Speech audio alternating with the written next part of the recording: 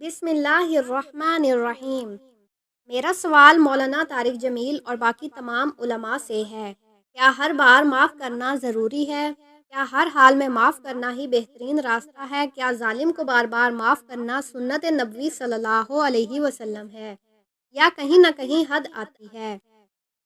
میرے الفاظ، میری سوچ، میری کیفیت جو آج شاید بہت سے دلوں کی آواز بن جائے۔ میرا نام آمنہ ہے۔ بچپن سے لے کر آج تک یعنی 23 سال کی زندگی میں نے ہمیشہ یہی سنا اور سیکھا کہ معاف کر دینا افضل ہے۔ دل کو بڑا رکھنا، نظر انداز کرنا، خاموشی اختیار کرنا، یہی نیکی ہے، اور میرے دل نے ہمیشہ یہی کیا۔ جب بھی لوگوں نے دل دکھایا، کوئی بات چبھتی، کوئی لفظ روح تک کو زخمی کرتا، میرے اندر کی آواز کہتی معاف کر دو، اللہ کے لیے معاف کر دو، نبی صلی اللہ علیہ وسلم کی سنت ہے۔ اور میرے ذہن میں ہمیشہ وہی حدیث آتی، جس نے دنیا میں کسی کو معاف کیا اور اگر معاف کرنے سے اس کی عزت کم ہو گئی ہو تو قیامت کے دن وہ میری بارگاہ سے اپنی عزت لے لے۔ یہ حدیث میرے لیے تسلی بھی تھی اور دلیل بھی، اور یہی حدیث میرے ہر زخم پر مرہم بن جاتی۔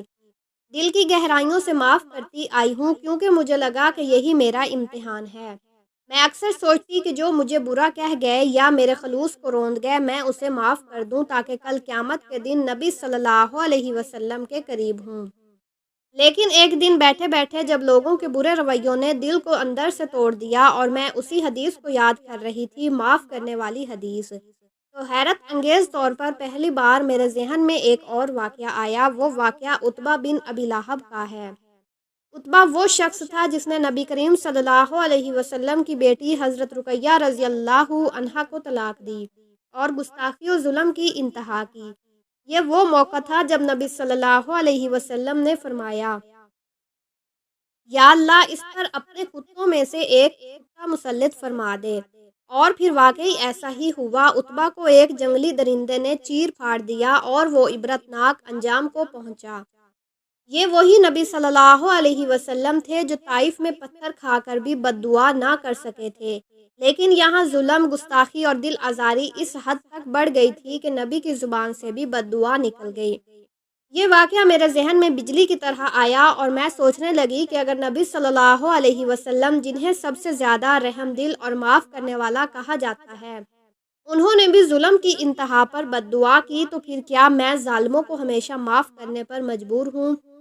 بہت سے لوگ ہماری زندگیوں میں آتے ہیں اور چلے جاتے ہیں، لیکن کچھ لوگ ایسے ہوتے ہیں جو ہماری خاموشی، صبر اور نرمی کا فائدہ اٹھاتے ہیں، بار بار حد پار کرتے ہیں اور پھر بھی معافی کی امید رکھتے ہیں کیونکہ وہ جانتے ہیں کہ ہم نرم دل ہیں۔ لیکن وہ یہ بھول جاتے ہیں کہ نرم دل کا بھی ایک کنارہ ہوتا ہے، ایک خاموش مقام جہاں درد صبر میں ڈھلتے ڈھلتے چیخ بن جاتا ہے، اور جب دل کی وہ چیخ بد دعا میں بدل جائے تو سمجھ لو کہ حد ختم ہو گئی ہے۔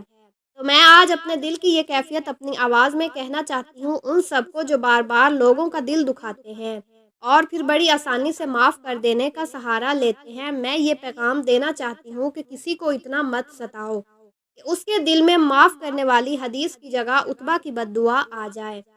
میں نے آج بھی معاف کیا، بلکہ اس امید پر کہ میرا رب میرے دل کی کیفیت کو جانتا ہے، لیکن اب میں یہ بھی جان چکی ہوں کہ بد دعا گناہ نہیں جب وہ مظلوم کی آہ بن جائے۔ آج میں اپنی یہ بات اپنے چینل کے ذریعے ان تمام لوگوں تک پہنچانا چاہتی ہوں جو خاموش رہتے رہتے اندر سے ٹوٹ چکے ہیں، لیکن پھر بھی سوچتے ہیں کہ شاید ہمیں معاف کرنا ہی ہے، چاہے کچھ بھی ہو جائے۔ اور آخر میں آپ سب سے ایک سوال کرتی ہوں، کیا آپ میری اس سوچ سے اتفاق کرتے ہیں؟ کیا واقعی ہر معافی ضروری ہے، یا ظلم کی ایک حد ہونی چاہیے جہاں بد دعا انصاف کی پکار بن جائے؟ اپنی رائے ضرور پیش کریں۔ میں جاننا چاہتی ہوں کہ آپ دل سے کیا محسوس کرتے ہیں، میرے الفاظ، میری سوچ ٹھیک ہے یا نہیں؟ خصوصاً مولانا طارق جمیل صاحب، بچپن سے لے کر آج تک میں نے آپ کے بیانات اور دیگر علماء کرام کی صلح رحمی، نرمی اور معافی پر مبنی باتیں سن کر ہمیشہ یہی سیکھا کہ معاف کر دینا افضل ہے۔ میری فطرت بن چکی ہے معاف کرنا۔ جب لوگ بات دل کو چیرتے ہیں، الفاظ روح کو زخمی کرتے ہیں، دل توڑنے والے رویے سامنے ہوتے ہیں، میں نے پھر بھی معاف کیا کیونکہ آپ سب کے بیانات سے یہی سمجھ آیا کہ یہی سنت ہے، یہی ایمان ہے، یہی بلندی ہے۔